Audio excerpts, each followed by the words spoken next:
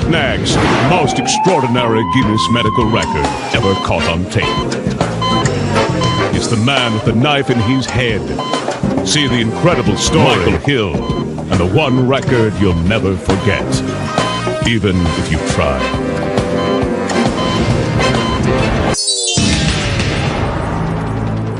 Welcome back. Television programs fictionalize medical emergencies every week. But what doctors saw in the emergency room in Jacksonville, Florida was not fiction. It was real, shockingly real. April 12, 1998. 41-year-old Michael Hill was rushed into University Memorial Hospital. A video crew for the Learning Channel's drama series Trauma ER happened to be taping that night. Doctors were told to receive a man with a severe head injury. They expected a gunshot or even a bludgeoning, but they got shocked even hardcore ER veterans. All right, we got a knife in the head. What you are seeing is not a recreation or a special effect. It's 100% real. A massive survivalist knife with a 7-inch long serrated blade rammed up to the handle into Michael Hill's skull. Dr. Shauna Perry was the attending ER physician. When Michael arrived, he actually had a large knife handle that you could see as soon as he came around the corner. When you look at the faces of my staff, you can see that they are shocked. Not paralyzed, but just momentarily, woo. Wiggle your toes.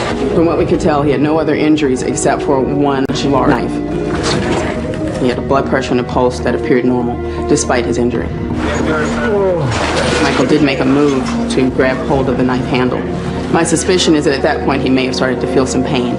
All of us had concerns about the serrated edge, because as you know from using a serrated knife to cut fruit and veg, that edge has a grating type component to it. It doesn't cut smoothly. It tears whatever the food product is that you're cutting. The object that was being cut by the serrated knife was this gentleman's brain, and that removal of that would cause significant damage to his brain tissue, and that a lot of damage might have been done when the knife went in. The CAT scan reveals the shocking truth. I suspected this was a long knife. I didn't realize that it was as long as it was, and I had deep concerns that the structures of the brain that are lower in the skull may have been damaged.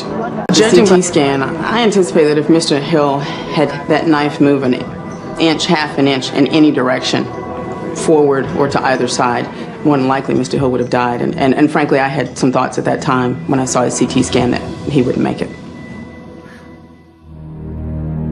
The events earlier in the evening are sketchy. We know that stabbing victim Michael Hill was visiting his brother-in-law. There came a knock at the door. When Michael opened it, a neighbor rammed the survivalist knife directly into his skull. The motive unknown. But one thing was certain. If surgeons moved the knife immediately, Michael Hill would die. I can't deal with it right now.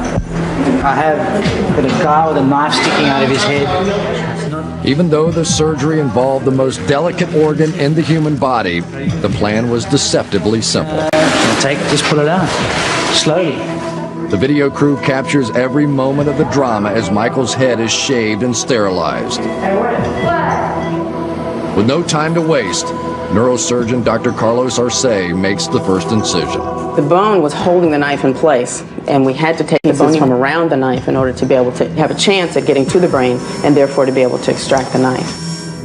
Michael's vital signs are stable as Dr. Arce nears the most critical phase of the operation. He must gingerly move the knife handle to see if it's loose. This is it. He's got it. The knife has been removed, and at the same time, an amazing medical record set. The largest foreign object removed successfully from a human brain. Michael survived the surgery, but unknown is the level of permanent brain damage he might suffer. Mr. Hill. Wow, same guy. The very next day, Dr. Perry was amazed to find Michael up and around. Miraculously, he was functioning on his own. The damage to his brain was minimal. Do you remember anything that happened when you came to the hospital? Do you remember any of that? Not really. From seeing Michael's accident, it seems like he has damage to the frontal portions of his brain that control short-term memory. He remembers his address, phone number, that kind of a thing. But if you tell him something now and ask him to tell you it back in 5 minutes, he's not able to hold on to that information, and he loses it very quickly. Just 1 week after he was in the hospital with a 7-inch knife blade in his brain, Michael Hill prepares to go home. Michael Hill's probably one of the luckiest people I've ever met in my entire life. The angle with which that knife passed through his skull and brain was probably the most optimal of any that he could have had. Michael is still haunted by it. I remember I was at the hospital. The pain did not hit me until I felt like my eyes were trying to bush out of my head. I remember a tremendous headache. I remember throbbing, and I could feel stuck down my throat, tubes in my arms. I don't know what happened after that.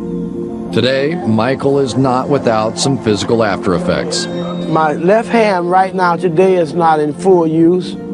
There's no feeling in 1, 2, 3 fingers. But I realize that there are people in this world that are in worse shape than I am, and that I'm grateful for the condition that I'm in. Since his close call with death, Michael says he has a newfound respect for life and now spends more time with his son.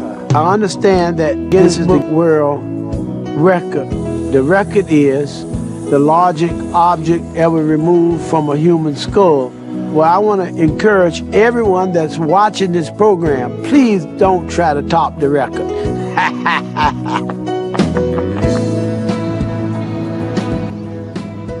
My thanks to everyone who helped us make tonight's show another record-breaking program.